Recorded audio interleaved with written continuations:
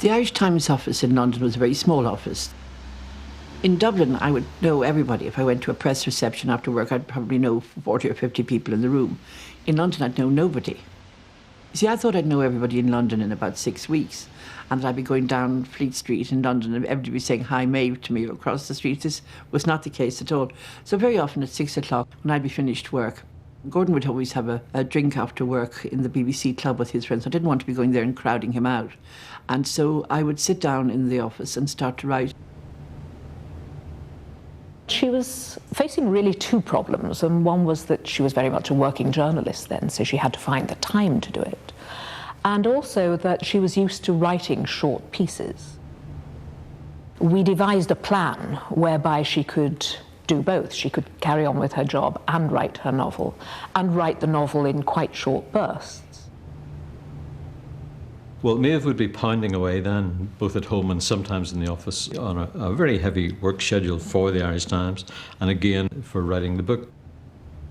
I remember that she had this system going. She has a system for most things, and the system was that on Monday morning she would put the latest 5,000 words that she had written, latest chapter really, put it in the taxi and send it to her agent. So that was something that was just unbreakable, and it gave her a deadline. It meant that while the rest of us were having a drink over the weekend, she was mostly banging away on that typewriter. But it worked for her. She sent off all those 5,000 words.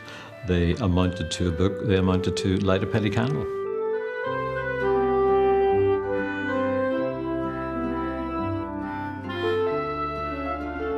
I decided the only way it would work is if I did it my way. It was a conscious decision to write about women and put them to the fore rather than men, because men have always been to the centre and women have been their lovers or their wives or their mothers or their sisters or their assistants very often in books, never the actual people to whom the story happened. And I know more about women, and I talk to women more, and I know what women talk about more. So therefore I made a conscious decision to make them the heroines, the real heroes. When Light a Penny Candle was finished, we offered it to 4 publishers who all said no. It wasn't their kind of thing. And then the 5th one said yes. Well, the hardcover was sold to Century, which was a new publishing house. And so Light a Penny Candle became the first ever lead title of a brand new list. It made publishing news all around. There were huge expectations for it. I just read that book, and I swear in 10 pages I was completely hooked. And I just thought, God, this must be the most fantastic storyteller. In those days, it was quite common for a hardcover publisher not to have its own paperback division. And in those cases, the paperback rights would be sold on either to a specific publishing house or by auction. And in this case, Century decided to auction the paperback rights to Light a Penny Candle. I said, when I come to the auction, I thought it was going to be something like one of the furniture auctions I used to go to. No, it's done over the phone. So anyway, I went out that day, and I tried to do something to distract myself. And I saw a huge notice in a window saying, "Why not have your ears pierced?" I'd always been afraid to have my ears pierced, so I went in and had my ears pierced to concentrate on something else. And then with my new little studs in my ear, I came home, and the phone rang, and the publisher said, "Are you sitting down?" It had gone for what was then, I think, the highest ever sum paid for a first novel. And he said, "We got £52,000. And I said, the voice that I could hardly be heard, "Excuse me, do you get that or do I get that?" He said, "I'm very much afraid that you get it." And then it was all over the papers that I got more than Freddie Forsyth ever got. So it was very exciting, but completely unreal. That was the beginning of it all.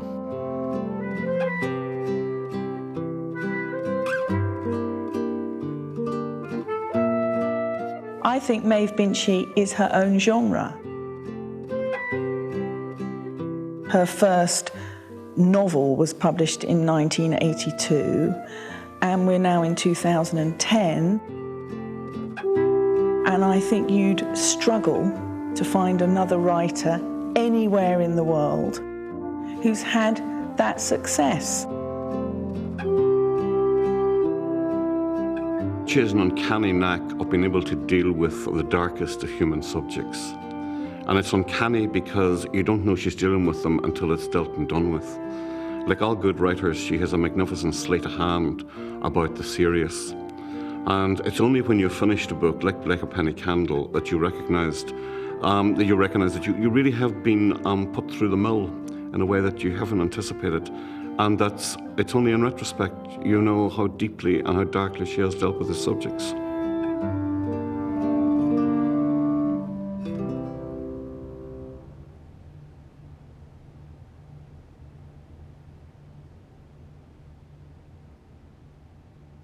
That's me outside the Rover's Return.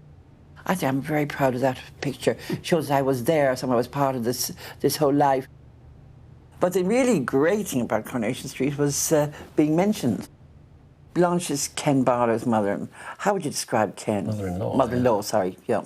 Ken. Well, Ken is a very rather pretentious would-be literary person who would regard the Maeve Binchy books as somewhat beneath him. Oh, an airport also, definitely. Definitely. And Ken and Deirdre were having a row.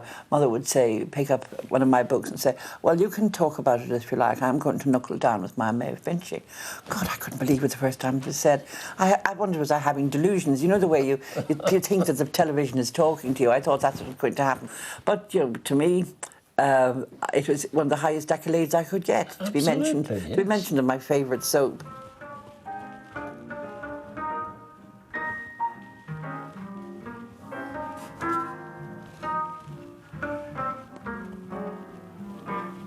My health isn't great. That I have a bad heart and I have breathing problems and I can't take exercise, which might make it better because my back is full of arthritis.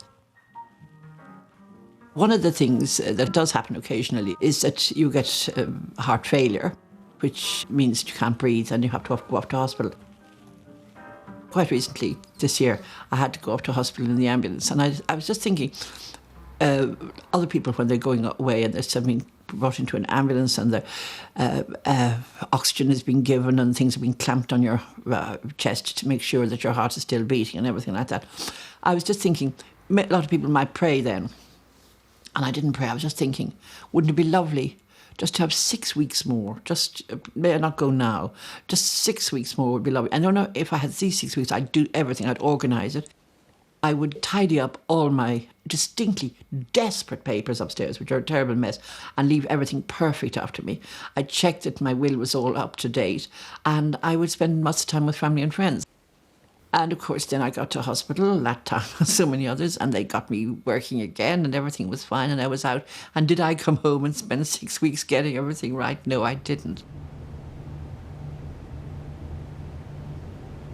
It's sad to think that I'm not going to meet everybody again. When I thought that I was going to meet everybody in heaven, it was a much more cheerful way of proceeding. And if I don't think I'm going to meet everybody again, I'm not going to meet my parents and my sister in heaven. They're not waiting for me there as I used to think that all the people you loved would be. That's a great loss, and that I won't ever see Gordon again. That would be a terrible thing. But so therefore, it does, if you like, strengthens my wish to put as much into living while we're here, and to get as much out of it, and to give as much as while we're here, and to enjoy every moment of being here. It sounds a little bit Pollyannish, but it's the truth. I too try to live every day for itself, as if it might be the last, and enjoy it. And it has worked so far very well.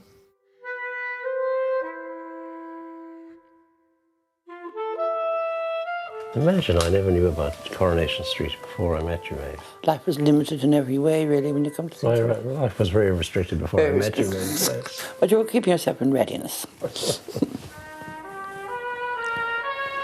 Hang on, it's Coronation Street.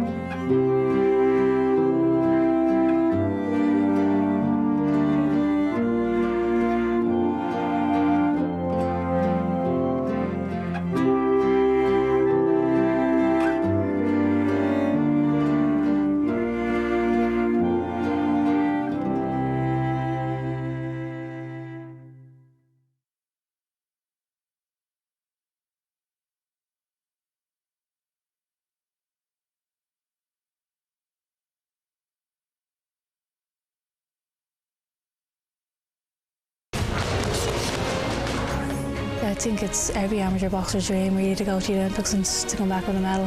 From 7 or 8 years of age, even before I even started boxing, I always dreamt of becoming an Olympic champion and boxing for my country.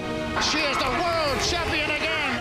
Hopefully we keep up that great history of boxing in the Olympics and we'll bring back a few medals. Katie Taylor is one fight away from an Olympic medal. The women's lightweight quarter-final, Monday at 2:30 on RTE2 and RTE2 HD.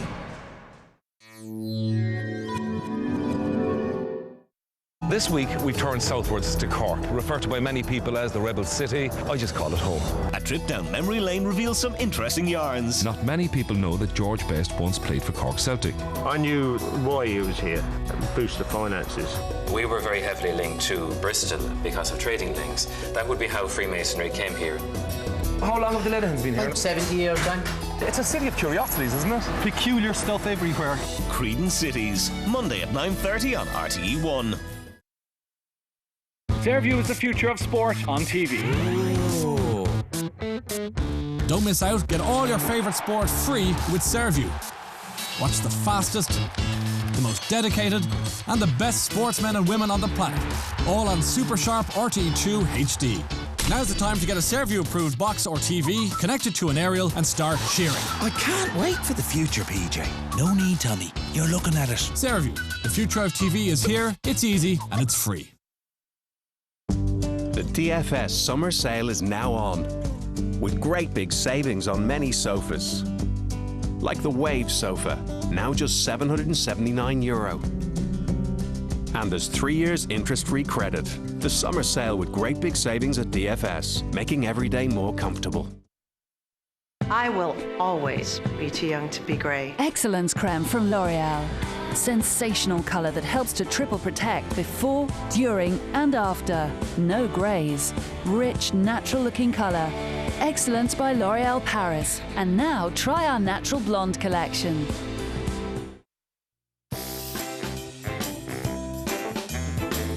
I know just how you feel. New Shore Linen Dry with motion sense that activates every time you move. Because to feel constantly new,